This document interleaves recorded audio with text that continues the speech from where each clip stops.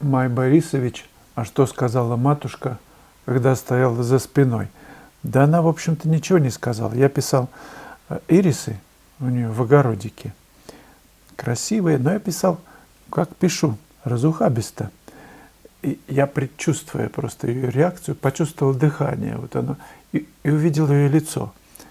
Оно было, такое вот, понимаете, недоуменное. И подошла сестра и говорит: ну что ты, мам, все равно красиво. То есть все равно красиво, несмотря на то, что, мама дорогая, что на холсте происходит, все равно красиво. Так что все закончилось немой паузой. Я понимаю, что очень многие люди так относятся к тому, что я там и как пишу, именно так, с недоумением. Вроде художник, но мажет. Что это такое? Не похоже же на каждый листочек на ирисах. Или, я не знаю, что-то, какие-то цвета странные. В общем, мазня. Мы об этом уже много раз говорили. Райва Штулберг, когда я только начал писать маслом, то мне сказали: да кто у тебя будет картины покупать? Никому они не нужны. Через 2 дня я продал свою первую же картину. Но вот видите, все-таки находятся люди, которые на волне понимания. А что такое искусство? Что искусство – это не отражение того, что ты видишь, а это создание новой реальности, чего-то нового, уникального. Но есть такие люди, согласитесь, их немного, но они есть. Это наши люди. Я поначалу в ЦДХ, в выставке, я расстраивался. Видел, что люди проходят мимо, не покупают, у других покупают, а у меня нет. Не нужно расстраиваться. Время наше придет. Главное, чтобы была искренность в работах, чтобы была какая-то изюминка, чтобы были вы в работе. Весь вы. Тот, который есть. Чтобы были чувства, чтобы были эмоции, чтобы была динамика, харизма. Вот это нужно. А строить это все, естественно, нужно на мощном фундаменте. Это рисунок, композиция, цветовые, тональные отношения. О чем я, собственно, рассказываю и показываю на своих живых семинарах и в онлайн-школе в уроках. Так что пользуйтесь той возможностью, которая есть. Ближайший класс будет 23 апреля. Будем писать портрет. Небольшой анонс для тех, кто не видел, буквально 45 секунд. Об этом классе приходите. Друзья, я проведу мастер-класс по живописи портрета. Женский образ. 23 апреля в 12:30 начнем работать, в 16 часов закончим. Москва, студия недалеко от Таганки. Приходите со своими материалами. Я буду работать маслом, вы тоже можете работать маслом, любым материалом. Темпера, гуашь, акварель, что угодно, акрил. В студии есть планшеты, стулья, мольберты. Я смогу взять не более 12 человек. Так что записывайтесь, шлите заявки на WhatsApp, там будет закрытая группа, и мы обсудим детали. Далее еще есть места в группу в Гурзуфе, которые на майские праздники будет с 1 по 5 и с 7 по 11. Приезжайте, я поеду на поезде. Будем писать глицинию в Никитском ботаническом саду, и, естественно, в Гурзуфе там на одной чеховке можно, не сходя, писать просто всю жизнь. Вы не поверите, я много где побывал, но это мое любимое место в мире. Игорь Творогов – это настоящая половая роспись. Расскажите, пожалуйста, подробнее, как вы осуществили этот необычный дизайн интерьера и чем писали, какими красками и как закрепили. Речь идет о кофейнике, который на YouTube выложен. Я прямой эфир проводил, и прямо в прямом эфире его написал. Я не очень, Игорь, понимаю, что такая половая роспись. На полу, что ли? На холсте было написано, на табуреточке стоял кофейник, на простом фоне, и мне важно было показать, как его писать. Блики, рефлексы, апельсинчик там или мандарин отражается. Вот и все. Что значит не дизайн интерьера? Писал я на своем рабочем пространстве. У меня есть такая, значит, станина, дверь, собственно, узкая положена. И на ней палитра, обычный мольберт, табуреточка, на ней натюрмортик. Вот и весь дизайн интерьера. Я ничем писал маслом, не закреплял ничем, я лаком не покрываю. Может, я неправильно понимаю ваш вопрос, но поясните, еще раз задайте. Это видео в свободном доступе на YouTube. Посмотрите, у меня плейлисты, их много. И вот как раз в одном из них, где живопись в процессе, или он как-то там называется, живопись натуры, выложены некоторые работы, которые писались и в реальном времени, с натуры. Так что посмотрите. Идем дальше. ИС. Очень хороший вопрос. Спасибо за видео, стараюсь. А как бы вы написали многоэтажки вечером? Там у некоторых в окнах свет. Обобщенно или? Знак вопроса.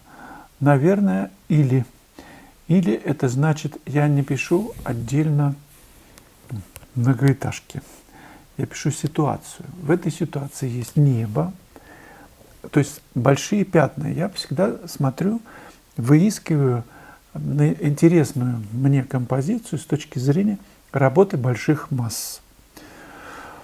Значит, есть небо, есть какой-то план, допустим, многоэтажек. План – это конфигурация, пятно, которое они занимают в пространстве. Там дорога или что-то. Вот. И огни, которые есть. Да? Посмотрите мои вечерние пейзажи, и вы все поймете, как это решается. Многоэтажки это. Или на берегу огромное количество огней. Они разного цвета, они на разном расстоянии от друг друга. У них у каждого есть своя масса, площадь, которую они занимают. В это я играю. Вот этой игре, собственно, я посвящаю всю свою жизнь, работу, ну и обучение тоже. Так что об этом рассказываю повсеместно на семинарах и уроках. Кстати, есть такой урок, называется, по-моему, «Тепло вечерних огней». Эта работа так называется. А анонс на урок я размещу в конце ролика, и вы его увидите. Может быть, это поможет решить эту задачу. Дионис Маст. Мне нравится ваше творчество, я многому научился, смотря ваши ролики на YouTube. Хотелось бы узнать ваше мнение о работах Альваро Кастаньета и применимы ли его принципы и экспрессивная техника в письма в масле. Заранее спасибо. Спасибо, Дионис, за прекрасный вопрос. Я с большим, огромным уважением отношусь к этому мастеру акварели. Посмотрите, кто не знает его работы. Одна моя знакомая ездила на его семинары, и ей очень понравилось, даже пару раз, по-моему, акварелистка. Это очень яркое, сильное письмо. Он, мне кажется, ведущий акварелист в мире. Ну, их там трое еще с Буковича, они там друзья дружат.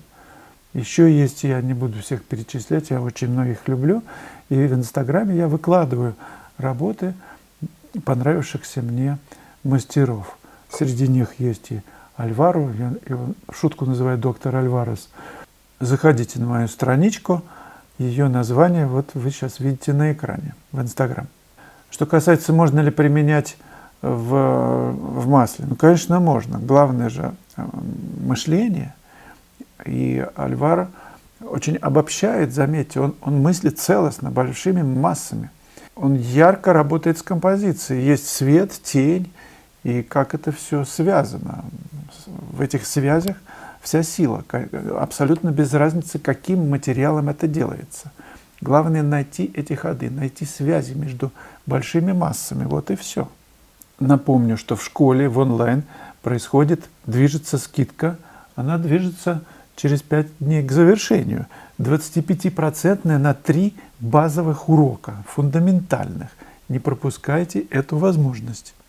Это как раз и есть фундамент, на который мы с вами строим живопись. Чем прочнее он будет, тем точнее, ярче, профессиональнее будут ваши работы. Друзья, я выпустил 21 урок «Тепло вечерних огней. Эта работа была написана в Гурзуфе вечером, довольно-таки глубоким вечером. Ну что ж, друзья, вечернее состояние довольно глубокое, и тем не менее мы находим различия между всеми составными. Ну сколько этих составных? Ну давайте накидаем, значит, быстро композицию. У нас будет гора, да, одна составная, небо. Вот есть разница между состоянием, когда вечереет, когда еще небо уходит в ночное, да, потихоньку, в вечернее. А есть глубокий вечер, когда уже небо довольно-таки темное, и передние планы и огни высвечивают какие-то постройки, в данном случае там виноград, есть домик, есть фонари, которые на ближнем плане, на дальнем плане, море, гора, небо. И все это нужно уложить, работать пятнами и писать быстро, потому что состояние моментально уходит, и хочется застать, чтобы небо не было еще прям уж таким черным, а вот еще промежуточное состояние, но глубокое, уже близкое к вечеру, да, такое вечернее совсем. Интереснейшая задача писать, естественно, нужно такие вещи с натуры, с фонариком на лбу или прицеплять его. У меня есть специальная такая штанга для зонтика, и я на нее вешаю фонарик. Либо на лоб. Но на лоб все-таки есть такая засветка, потому что отсвечивает, ну, фонарь светит на картину, и прямо лучше, когда свет сбоку. Это вечернее состояние, значит, записан урок, он длится всего там 24-25 минут, быстро, но за это время можно окучить такой огородик 30 на 40 сантиметров. Лучше писать такие вещи, конечно, поменьше формат, чтобы успевать, может быть, несколько их в разное вечернее состояние, успевать несколько сделать и уловить вот эти вот нюансы природы, нюансы цвета, неба меняющегося. Все меняется очень быстро, очень интересно писать. Вечернее — это моя любимая тема. Так что я рекомендую посмотреть этот урок и посмотрите, как это все делается. Нужно писать точно, потому что вот безошибочно, что называется, потому что исправлять некогда.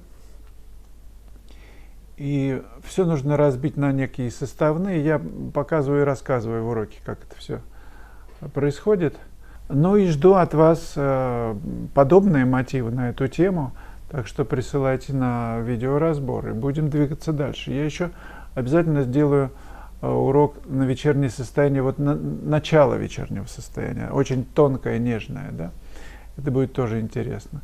Ну вот давайте начнем знакомиться с вечерними темами. Я хочу заразить вас этой идеей писать с фонариком вечером. Присоединяйтесь к моей школе, если вы еще не смотрите уроки, и жду от вас шедевров.